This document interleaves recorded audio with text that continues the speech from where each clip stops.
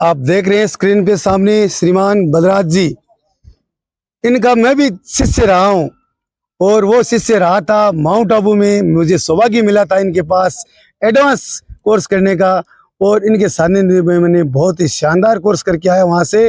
और इनके पास कोर्स करके आने के बाद मैंने वहां से जो अनुभव लिए ना, स्कूल के छात्र छात्राओं को दिए। हाँ सर, बताइए अपने परिचय के साथ इस कैंप के बारे में। राज्य मुख्यालय जयपुर के तत्वावधान में आयोजित ये division headquarter district headquarter Churu पर ये राज्य पुरस्कार स्काउट अनुशंसा शिविर हो रहा है। इसके तहत स्काउट, गाइड, रोवर, रेंजर सभी का ये अनुशंसा शिविर चल रहा है। ये 4 तारीख से लेकर के 7 नवंबर 2025 तक चलेगा। और मैं यहाँ मुख्य परीक्षक के रूप में जिला मुख्यालय भरतपुर से आया हुआ हूँ।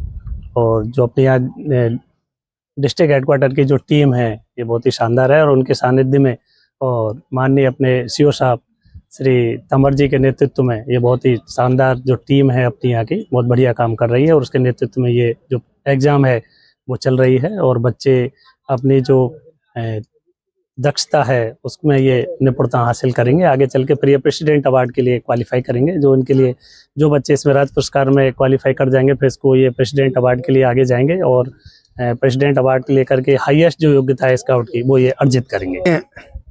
अब हम जुड़ेंगे और इनसे जानेंगे कि हमारी जो बेटियां हैं ये अपने जीवन में नई नई कलाएं सीखने के लिए यहाँ आई है।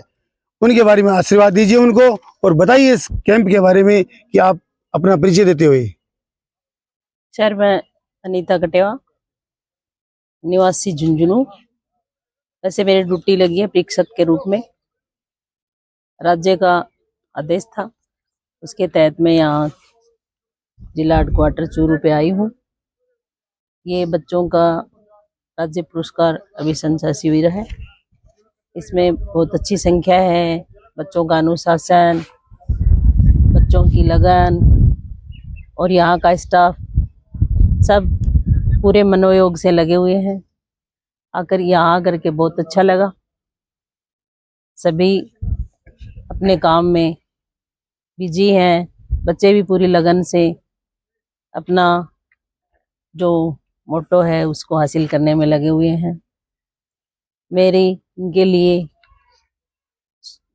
आशीष और शुभकामनाएं कि इनका राज्य पुरस्कार सफल हो और ये अपने जीवन में एक अच्छा जीवन जिए और दूसरों के लिए एक आदर्श के रूप में प्रस्तुत हों। धन्यवाद मैम साहिबा। मैं आपको एक और जानकारी से रूबरू करवा दूं कि आज का समय जो बहुत ही सेंसिटिव है, इस युग में आप बालिकाओं को इस नई नई जीवन जीने की जो कलाएं सीख रहे हैं उनमें इनको सामाजिक जीवन में जो इनकी महत्वपूर्ण भूमिका है उनके बारे में आप इनको किस प्रकार से इस जीवन को हैंडल करना है उसके बारे में बताइए। हाँ सर, आपने एक बहुत अच्छा सवाल किया है। आज के इस युग में ये जो भावी नारी शक्ति समाज में आएंगी, इनके लिए ये जो एनजीओ है, संगठन है, ये बहुत ही अच्छा कार्य कर रहा है। आज के इस समाज में नारी शक्ति है, वो उम्र का मान लो या स्टडी का मान लो, कुछ अलग परिवेश बना हुआ है। समाज में अपने आप को सेट नहीं कर पा रहे हैं।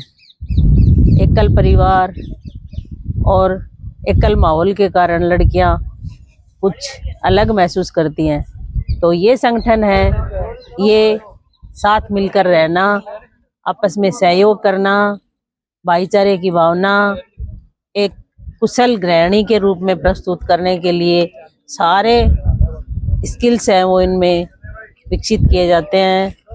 मेन बात ये है कि दूसरों का सम्मान करना, दूसरों के साथ भाईचारे की, मित्रता की भावना से कार्य करना, ये मूल रूप से सिखाती है। तो आज का जो समाज है जहाँ पे रिश्ते टूटते जा रहे हैं, उनके लिए ये संगठन एक बहुत ही अच्छा स्टेज का काम करेगा। जो लड़कियाँ हमारे इस संगठन से जुड़ी हैं, मुझे आशा है, नहीं पूर्ण विश्वास है कि वो अपने पारिवारिक जीवन में अपने आप को एक कुशल गृहिणी कुशल पत्नी, कुशल माता और कुशल बहू के रूप में प्रस्तुत करेंगी। बहुत अच्छी जानकारी बताई, इसके लिए आपको बहुत बहुत धन्यवाद मैम साहिबा।